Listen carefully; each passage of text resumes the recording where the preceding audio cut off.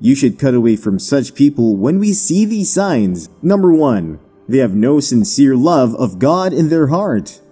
This should be a no-brainer in deciding to cut off any relationship with someone who does not have the sincere love of God in their heart. In fact, as a child of God, you should not even be in entanglement with anyone who is not of God. It is possible that that partner or spouse has professed he or she is a true Christian but has an ulterior motive. However, as long as you are not married yet to that partner, then it is pertinent to cut all forms of ties and relationships with such a person. The moment you notice that your partner is indifferent to the things of God, then it is a clear sign that the individual is not in God's plan for you. This is why it is important to have the Holy Spirit who will guide you in committing to the right person in the relationship. Remember, the devil has appeared as an angel of light to deceive the children of God. 2 Corinthians chapter 11 verse 14. So the children of God must take heed and be careful of the wiles of that partner. The same applies to marrying an unbeliever. So many have fallen into the misconception of being in a relationship with an unbeliever with the hope of changing the person to Christ. That is not your call. Focus on finding and being committed to the right person, and God will do the rest. Ask for His will always. A person who does not love God will eventually not love you when he or she has gotten what they want in that relationship. Since they are not committed to God, they will have no issue in doing things that are harmful to the relationship. They won't be committed because they have no God guideline to guide them in their marriage, unlike you, who is a child of God. So you must be done with such people and wait on God's will for the right person. Number 2. When you don't have the peace and joy of God in the relationship. Another red flag that shows you have to cut off anyone you are in a relationship with is someone with who you do not have the peace and joy associated with a loving marriage with. The first thing to observe about your relationship with that spouse or partner is to notice if the relationship is toxic and gives a negative vibe. Someone you want to spend the rest of your life with should be someone who you can fully trust and have an enveloping peace when you are around such a person. That person should be someone you are not afraid to unburden your mind to. They should be people who do not judge you, but are ready to correct you lovingly in a Christ-like manner. The moment you begin to do things that makes you lose your peace with God, then you should beware of such a relationship and cut it off immediately. Don't endure physical and emotional abuse from your spouse. If he or she can inflict that on you in a relationship, it is sure going to be a lot when you eventually get married. Don't let your relationship take away the peace and love of God from your heart. The moment you begin to get bitter towards your spouse, then you should know this is a sign that you should call it to quit and patiently listen to God. Number 3. Your partner belittles your beliefs, values, and achievements. It is always right to step up and meet up with the value of your intending spouse or partner. However, it should only be done if that partner truly loves you and appreciates the effort you make to becoming a better person.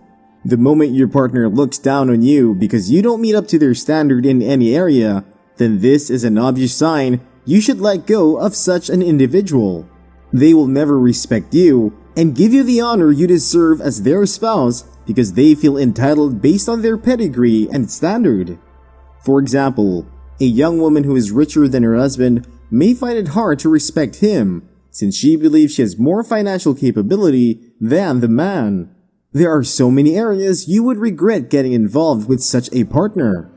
They will never listen to your views about basic things in the relationship. They're always bossy and never find anything to compliment you on. The relationship is usually sided with you being the one putting all the work to make the relationship thrive. Enough of doing that. You don't need to be validated by your spouse before you can be loved and accepted by them. Your God-given spouse will love you for who you are. Anyone that does not respect your beliefs, principle, values, and ideologies should not be in your life in the first place. Rather, You should be with people who are ready to elevate you and make you fulfill God's purpose for your life. Remember, don't settle for less in a relationship. Wait patiently on God. He knows what is best for you, and He would surely lead you right. Number 4. The relationship has more negatives than positives. The moment that a partner of yours cannot influence your life positively, but mostly negatively, then such a relationship should be cut off. Usually, a relationship with someone you have grown fond of is very hard to cut off, but it is often the most important thing to do in having a peaceful life rather than a marriage filled with troubles daily. Your spouse must be someone who drives you and encourages you in achieving your spiritual, financial, and every other goal you have set for yourself. They are people who are there for you in times of trial. They are willing to be committed to you in every area of your marriage. They are willing to sacrifice their desires and plans just to make you happy, and you must be ready to do likewise. The moment your spouse values his or her desire above the joint view of your marital life, then this is a big sign to show that person is not ready to be committed to you.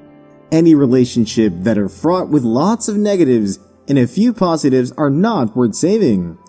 The negatives include constant fighting and quarreling, violent abuse, emotional torture, and so on.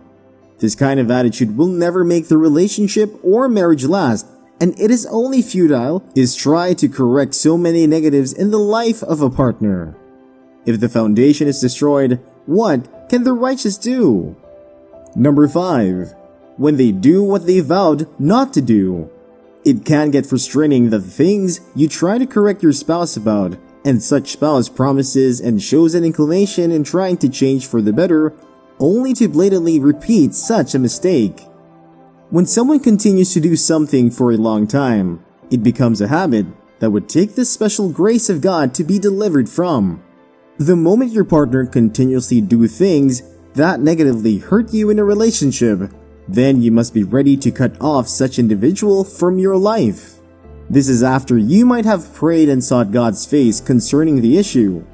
This way, you and your partner are open to communicating with each other to enable you both to air your grievances and shortcomings and also forgive one another. When that partner continues to do things that continuously affect the relationship and he or she is not ready to change for the better, it shows that person does not really love you or take you seriously. It shows he or she does not give you the respect you deserve. That individual does not deserve your respect and should be let loose from your mind and relationship. In conclusion, you must have the discerning power of the Holy Spirit to know when to let go of a relationship. It is not usually easy to let go, but praying to God to know His will concerning your marital issues is very paramount. He will surely tell you what to do and what direction to take in cutting loose that relationship with someone who is just stringing you along. If it is also God's will for your life to restore your marriage and make it a peaceful and joyful one.